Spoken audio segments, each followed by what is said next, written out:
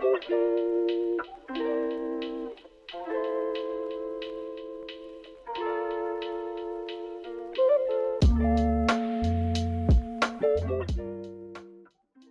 is Elon Musk really? Is it possible to be hailed as the world's richest man and also be a rebel and a friend of the people? It is a part of bourgeois myth-making that the names of exploiters who are well known are almost always those whose elevation to the level of the super-rich was made during their own lifetimes, while those who simply inherit their vast fortunes tend to live their parasitic lives out of the public eye. But what is less well understood is that none of these rags to riches billionaires started life in the ranks of the proletariat.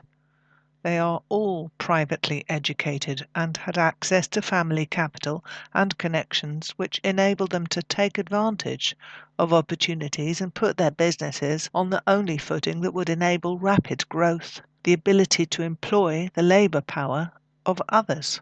Its public image is something that the bourgeoisie has had to take increasingly seriously over the course of the last 150 years.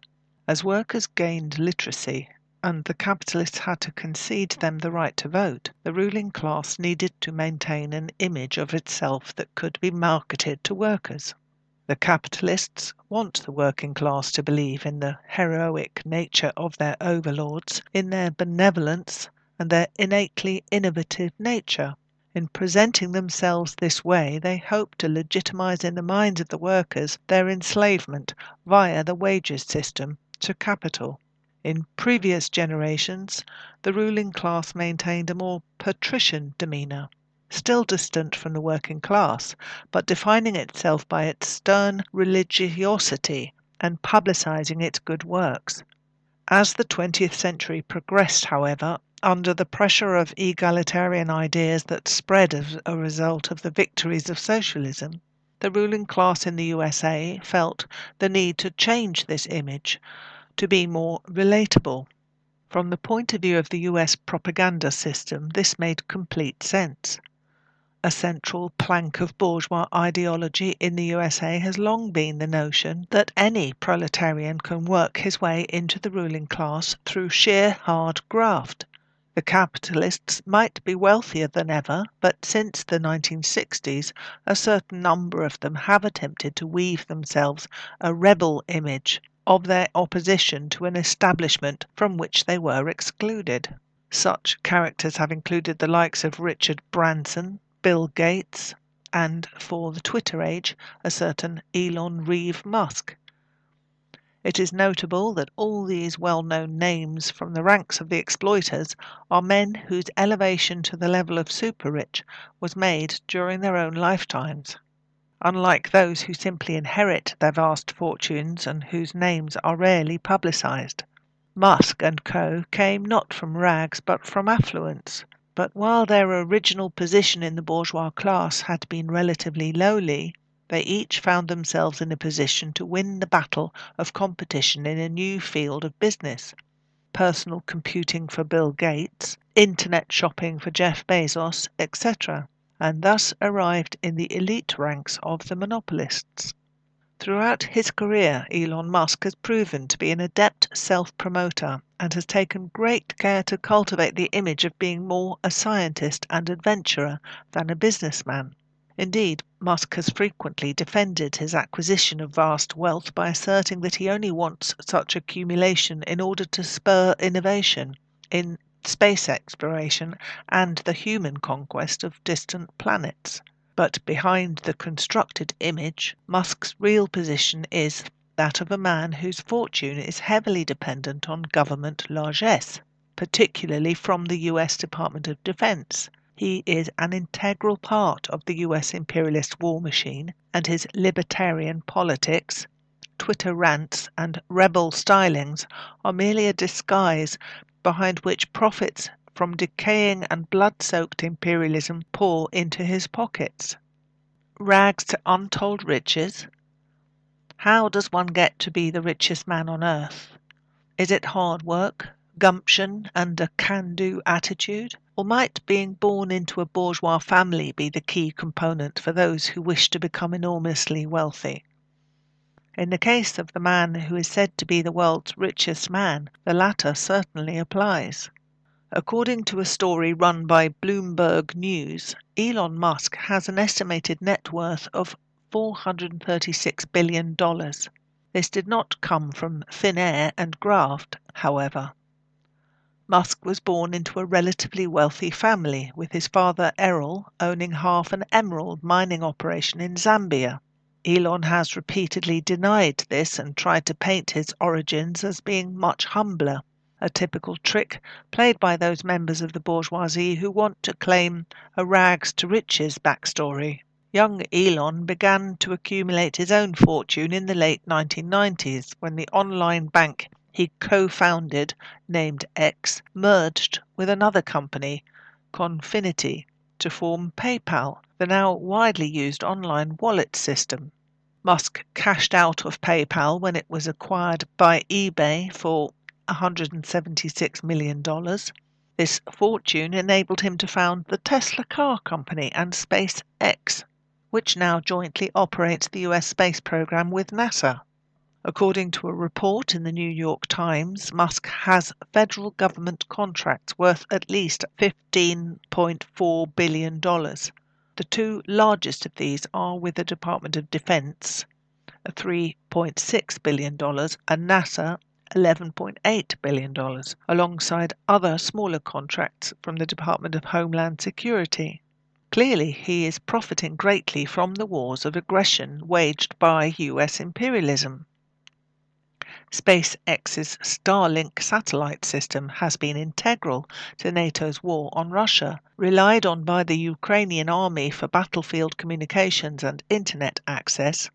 Realizing that the Ukraine war is unpopular with many Americans, Musk has periodically made critical comments about it. But without Starlink, NATO's communication systems in Ukraine, including its missile targeting, would be severely hampered. Free speech and populism. When Musk bought Twitter in October 2022, he posed for a while as a free speech advocate. But this was nothing more than another example of his personal brand building. In fact, he doesn't own the platform, now rebranded as X, but is the single largest shareholder, with around 10% of the stock.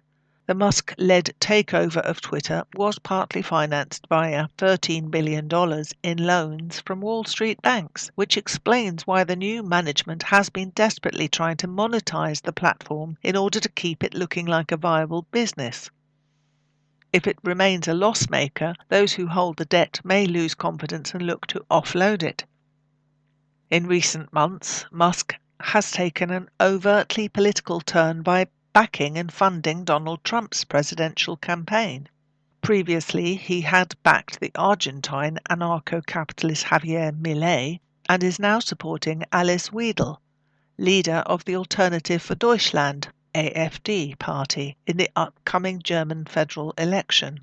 Musk's political moves are much more about defending his business interests than they are about any embrace of Trumpism, which is a deliberately amorphous, shape-shifting phenomenon.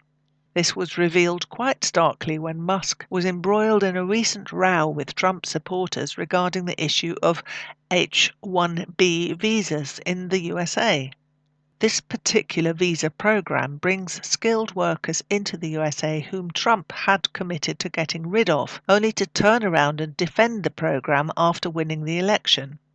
Musk ran into trouble after being a little too open about where his class interests lie, commenting that his businesses were reliant upon bringing in workers from India and elsewhere to fill skills gaps in the US workforce.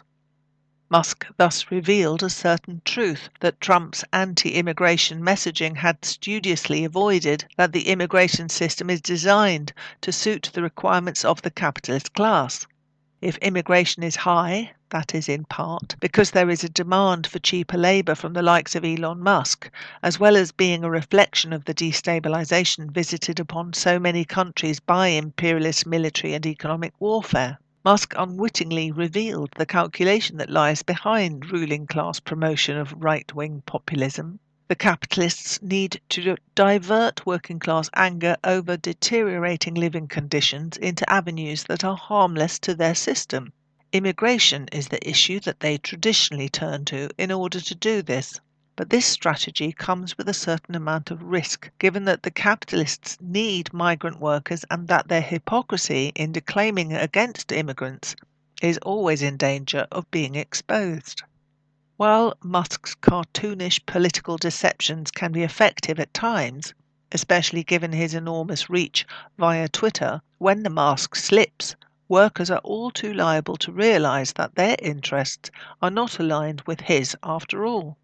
In recent weeks, Musk has actively intervened in British bourgeois politics by exploiting the various grooming scandals that have come to light over the past decade.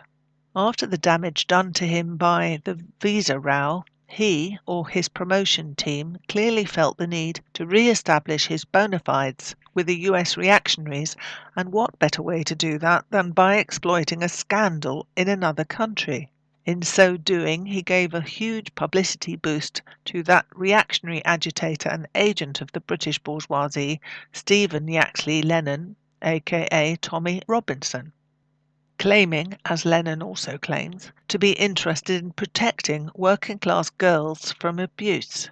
This concern raised more than an eyebrow amongst those who are aware that Musk was an associate of deceased paedophile and intelligence asset Jeffrey Epstein and his partner in crime Ghislaine Maxwell. American independent journalist Whitney Webb has chronicled Musk's extensive ties to the Epstein network, even after his initial conviction for sex offences in 2008. Musk's apparent concern for working class girls, who are exploited by groups of criminal men, apparently did not stop him from mixing in Epstein's circle. The truth about Elon Musk's life and business dealings is thus very far away from his rebel persona. He made his money as part of the dot-com bubble and managed to be one of the winners who were left standing when that bubble burst in 2000. Far from being an outsider or being somehow opposed to the US state machine, Musk is intertwined with it through extensive contracts that he holds through multiple arms of the US government.